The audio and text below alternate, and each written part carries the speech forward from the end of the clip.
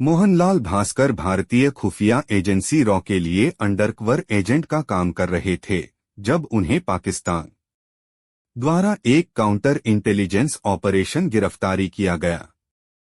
वे वर्ष 1967 से 1974 तक पाकिस्तान की विभिन्न जेलों में रहे। बाद में पाकिस्तानी प्रधानमंत्री जुल्फिकार अली भुट्टो और भारतीय प्रधानमंत्री इंदिरा गांधी द्वारा शिमला समझौता पर हस्ताक्षर करने के बाद उन्हें और उनके दर्जनों साथी भारतीय जासूसों को भारत के साथ कैदी विनिमय के हिस्से के रूप में रिहा कर दिया गया। भास्कर का मिशन पाकिस्तान के परमाणु कार्यक्रम के बारे में खुफिया जानकारियों इकट्ठा करना था। मोहनलाल भास्कर का जन्म सन 1942 में पंजाब के अबोहर में हुआ।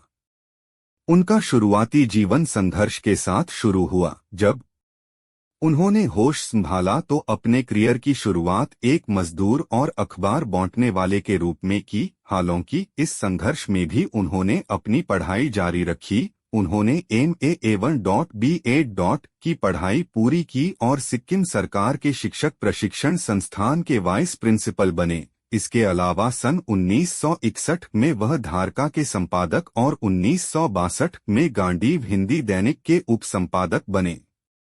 मोहनलाल भास्कर हमेशा से अंदर देशभक्ति की भावना रखने वाला मोहनलाल भास्कर की यह भावना उस समय उबलने लगी जब सन 1965 में पाकिस्तान से जंग छिड़ी। पाकिस्तानी सीमा से सटे इलाके में पैदा होने के कारण उनके अंदर यह जिज्ञासा हमेशा से रही कि पाकिस्तान में क्या हो रहा होगा।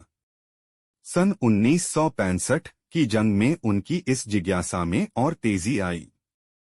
इसी दौरान उन्होंने शहीद भगत सिंह समाधि पर लगने वाले मेले में उन्हें समर्पित ये पंक्तियों पढ़ी।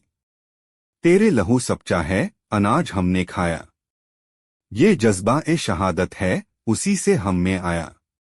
इन पंक्तियों पर मोहनलाल को खूब वाहवाही मिली। मोहनलाल जब मंच से नीचे उतरे तो एक शख्स उनके पास आया जो देखने से ही कोई अधिकारी लग रहा था। उसने मोहनलाल से कहा, भास्कर साहब, देश के लिए कविता पढ़ना बहुत आसान है, मरना बहुत कठिन। क्या वाकई में भगत सिंह वाला जवानी से भरा शहादत का भाव है?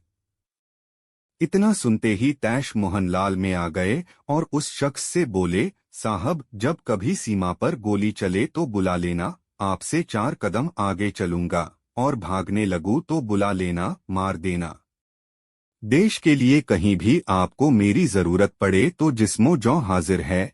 यह सारी वार्ता मोहनलाल की आत्मकथा में दर्ज है, लेकिन देशहित में उन्होंने यह नहीं बताया कि उन्हें प्रेरित करने वाला रॉ सीक्रेट एजेंट्स वह शख्स कौन था। हाँ, लेकिन यह बात तय है कि से एक लेखक जासूस बनने की राह पर निकल पड़ा। इसके बाद Mohanlal Bhaskar research and analysis wing यानी रॉ से जुड़े और अपने मिशन को पूरा करने पाकिस्तान चले गए। मोहनलाल भास्कर की पुस्तक में बताया गया कि वह पाकिस्तान में मोहम्मद असलम बनकर रहने लगे। इस दौरान उन्होंने खुद को पाकिस्तान के लोगों के बीच डालने के लिए अपना रहन सहन बिल्कुल वैसा ही कर लिया था, और तो और उन्होंने खतना तक कराया था। भास्कर को पाकिस्तान के परमाणु कार्यक्रम की जानकारी इकट्ठा करनी थी। एक अखबारी रिपोर्ट के अनुसार मोहनलाल भास्कर ने अप्रैल 1967 में मिलियन इंटेलिजेंस ज्वाइन की। उन्होंने दावा किया था कि अपनी सेवा के पहले 15 महीनों में उन्होंने 16 बार घुसपैठ की थी। वर्ष 1967 से पाकिस्तान में मोहनलाल बड़ी होशियारी से भारत के लिए जासूसी मिशन को अंजाम दे रहे थे, लेकिन वह जल्द ही गद्दारी के शिकार हो गए। सन 1968 में पाकिस्तान में भास्कर एक काउंटर इंटेलिजेंस ऑपरेशन से जुड़े थे। इसी दौरान अमरीक सिंह नामक एक डबल एजेंट ने उनके साथ गद्दारी कर दी। अमरीक भारत व पाकिस्तान दोनों के लिए जासूसी कर रहा था। इसी गद्दारी के कारण मोहनलाल पकड़े गए। पकड़े जाने के बाद भास्कर पर जासूसी का आरोप लगाकर उन्हें मोहनलाल भास्कर जेल भेज दिया गया। उन्हें बहुत बुरी तरह प्रताड़ित किया गया। भास्कर ने अपनी पुस्तक में जेल में कैदियों को दी जाने वाली यातनाओं के बारे में कई बातें साझा की हैं। पाकिस्तान में एक बंदी के रूप में रहते हुए उन्हें बारी बारी से लाहौर, कोट लखपत, मियांवाली और मुल्तान की जेलों में कैद रखा गया। उन्होंने दावा किया था कि उनकी मुलाकात कोट लखपत जेल में पाकिस्तान के पूर्व प्रधानमंत्री जुल्फिकार अली भुट्टो से हुई थी। इसके साथ ही भास्कर ने यह भी बताया था कि वर्ष 1971 के दौरान जब उन्हें मियांवाली जेल में भेजा गया तो वह बांग्लादेश के संस्थापक कहे जाने वाले शेख मुजीब उर रहमान से भी मिलते। मोहनलाल नाम के कारण उन्हें पाकिस्तान से रिहा करने में मुश्किल आई। एक रिपोर्ट के अनुसार सन 1971 के युद्ध के बाद शिमला समझौता के तहत मोहनलाल भास्कर जैसे कैदियों की स्वदेश वापसी को सुनिश्चित मान लिया गया था, लेकिन उनका नाम उनके लिए एक और मुसीबत खड़ी कर गया। दरअसल भारत की तरफ से अपने जासूस सोहनलाल भास्कर की मांग की जा रही थी, लेकिन पाकिस्तान बार बार कह रहा था कि उनके पास कोई सोहनलाल भास्कर नहीं है। हाँ, लेकिन पाकिस्तान ने यह माना कि उसके पास मोहनलाल भास्कर नामक एक सजायाफ्ता जासूस रॉ सीक्रेट एजेंट था। इधर भारतीय अधिकारी जिस व्यक्ति वापस चाहते थे वह सोहनलाल भास्कर था। ऐसे में सुप्रसिद्ध हिंदी साहित्यकार श्री हरिवंश राय बच्चन मोहनलाल के लिए देवदूत बने। मोहनलाल को बच्चन उनके काव्य के प्रति प्रेम के कारण जानते थे।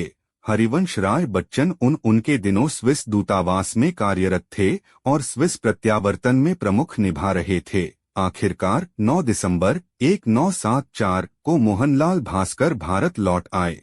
पाकिस्तान में बिताए अपने पूरे सफर को भास्कर ने एक पुस्तक के रूप में उतारा था, जिसका नाम एन इंडियन स्पाई इन पाकिस्तान रखा गया। बता दें कि मोहनलाल भास्कर ने हरिवंश राय बच्चन के एहसान को नहीं भुलाया और अपनी यह पुस्तक उन्हीं को समर्पित की। इस पुस्तक के अंग्रेजी अनुवाद का नाम एन इंडियन स्पाई इन पाकिस्तान है।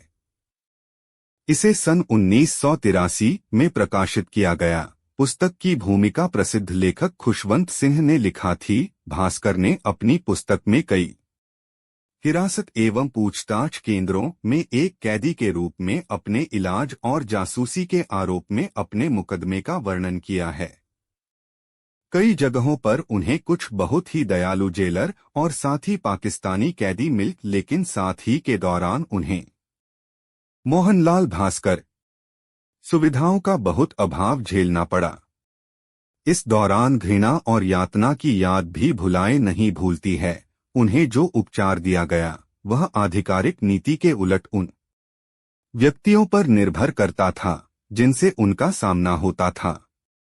2.5 वर्ष तक भास्कर के परिवार, जिसमें उनकी पत्नी भी शामिल थीं, को न तो उनके ठिकाने के बारे में कोई जानकारी थी और न ही यह आभास था कि उनके परिवार में से एक व्यक्ति जासूस बनकर देश की सेवा कर रहा था।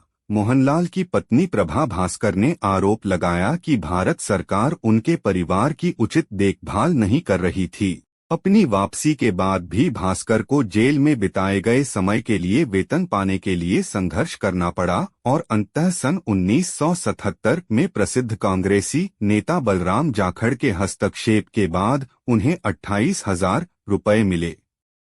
22 दिसंबर 2004 को मोहनलाल भास्कर का निधन हो गया।